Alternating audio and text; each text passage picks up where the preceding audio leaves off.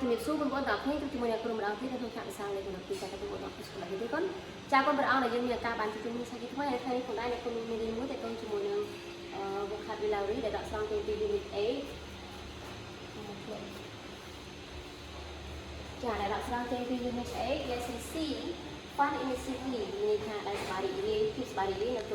ទីក្រុងចាអញ្ចឹងចូលដល់ថាពាក្យពីបានក្នុង lesson C របស់ unit 8ខ្លះទៅមួយជាមួយនឹងទាំងអស់គ្នាចាពាក្យទី1ចាយើងអានទាំងអស់គ្នាណា amusement park ទី2 aquarium ទី3 movie theater ចាពីបន្តទៀតចា museum science center swimming pool water park zoo place to visit tourist information ចាអញ្ចឹងទៅដល់តាពាក្យទាំងអស់នេះនឹងបកប្រែជាភាសាខ្មែរបែបណាក៏យើងមើល slide តជាមួយគ្រូចាពាក្យទី1ដែលយើងអានថា amusement park គេយើងមើលរូបភាពមើលតើពាក្យនេះមានន័យថាម៉េចចាគឺមានន័យថាសួនកម្សាន្តសួនលេងមានដូចជា rolling ហើយមានផ្សេងទៀតណានេះពួកគាត់ដល់តែប៉ុណ្្នឹងទេណាអញ្ចឹងតាមមុននៅស្រុកយើងក៏មានដែរនៅចិត្តកោះពេជ្រចាតែឡើយអត់ដឹងថាទៅទីណាទេប៉ុន្តែខ្ញុំឃើញថាមានកន្លែងច្រើនទៀតដែលយើងអាចទៅលេងជាមួយកុមារឬក៏ធំមានណាគឺទៅដល់ពាក្យបន្តទៀត aquarium ចាគឺស្ដាប់ទៅលើអីតាមរូបភាពតាមមួយពាក្យជាភាសាខ្មែរចាគឺមានន័យថាសួនកំសាន្តត្រីឬក៏ហៅអាងត្រីដែលគេបិទកញ្ចក់ជុំវិញតែធំចាដែលគេដាក់ត្រីនៅក្នុងនោះឬក៏មានសត្វផ្សេងទៀតដូចជាសត្វកពើឬក៏ដើរឬក៏អីផ្សេងទៀតណានៅក្នុងអាងទឹកហ្នឹងចូលទៅដល់ពាក្យបន្តទៀតចា movie theater តើភាសាខ្មែរមានន័យដូចនេះយើងមើលទាំងអស់គ្នាចាគឺមានន័យថារោងភាពយន្តឬក៏រោងកុនតាមរយៈយើងមើលរូបភាពយើងយល់ហើយណាថាពាក្យនោះគឺមានន័យថារោងភាពយន្តឬក៏រោងកុនចាចូលទៅដល់ពាក្យបន្តទៀតចាគឺ museum ដែលមានន័យថាសារមន្ទីរណាគឺកន្លែងដែលគេដាក់តាំងរូបចម្លាក់នានានៅតែបើយើងនៅសារមន្ទីរជាតិណានៅចិត្តព្រះបរមរាជវាំងគឺមានសារមន្ទីរមួយនៅកន្លែងហ្នឹងណាចូលទៅដល់ពាក្យបន្តទៀតគឺ science center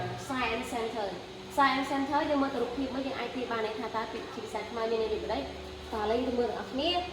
ចា science center មានថាមជ្ឈមណ្ឌលវិទ្យាសាស្ត្រកន្លែងដែលវិទ្យាសាស្ត្រធ្វើការពិសោធន៍ថ្នាំពិសោធន៍ទៅលើមេរោគឬក៏ពិសោធន៍ទៅលើប្រភេទគីមីវិទ្យាផ្សេងគឺនៅក្នុងហ្នឹងអញ្ចឹងគេហៅថា science center ណាមជ្ឈមណ្ឌលវិទ្យាសាស្ត្រកន្លែងសិក្សាស្រាវជ្រាវរបស់អ្នកវិទ្យាសាស្ត្រ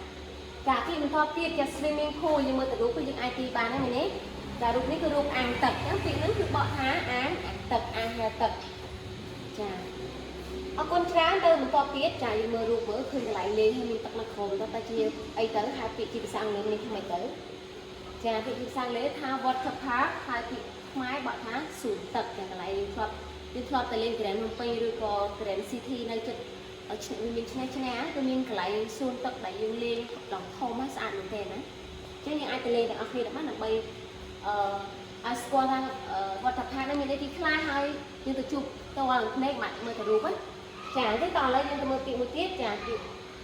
មើលពាក្យនៅក្នុងពាក្យដាក់ហ្នឹងទៅចាពាក្យអីទេចាគឺពាក្យ zoo មានន័យថាសួនសត្វកន្លែងនេះទៅទស្សនាសត្វដែលគេដាក់នៅក្នុងសួនហ្នឹងទៅមានក្រពើមានខ្លាមានសត្វប្រភេទនៅក្នុងហ្នឹងណាយើងទេសបត់នេះអាចចូលមើលបានដូចជានៅសួនតាម៉ៅក៏មានដែរណាហើយនៅ Safari នៅប្រទេសរបស់យើងក៏មានសួនសត្វនឹងដែរណាក៏មានជាប្រភេទ zoo ដែរណា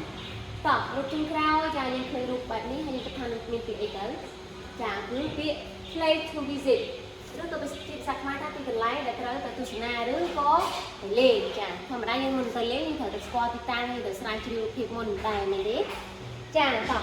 អញ្ចឹងពាក្យចុងក្រោយរបស់យើងគឺ tourist information មានថាកន្លែងផ្ដល់ព័ត៌មានសម្រាប់អ្នកទេសចរនេះវាធម្មតាអ្នកទេសចរពេលទៅលេងកន្លែងណាមួយគឺដើម្បីបានព័ត៌មានច្បាស់លាស់ពីការដំណើរកម្សាន្តនោះយើងទៅសួរកន្លែង tourist information មានថាមានអ្នកផ្ដល់ព័ត៌មានទៅមួយដំណើរកម្សាន្តរបស់យើងណាកន្លែងនេះគឺធ្វើអីមានអីខ្លះចាអញ្ចឹងក៏មានតែប៉ុណ្្នឹងទេអ្នកក៏សង្ឃឹមថាពាក្យទាំងអស់នេះនឹងជួយឲ្យកូនស្គាល់អំពីឈ្មោះទីតាំងដំណើរកន្លែងកម្សាន្តផ្សេងហើយមួយទៀតកុំភ្លេចយកទៅអានយកទៅបកប្រែផងដែរដើម្បីយើងបានចាំពាក្យហើយនឹងយើងចេះប្រើប្រាស់ពាក្យទាំងអស់នេះបានត្រឹមត្រូវចា៎នេះគឺមានតែប៉ុណ្្នឹងទេអរគុណច្រើនសូមព្រះប្រទានពរ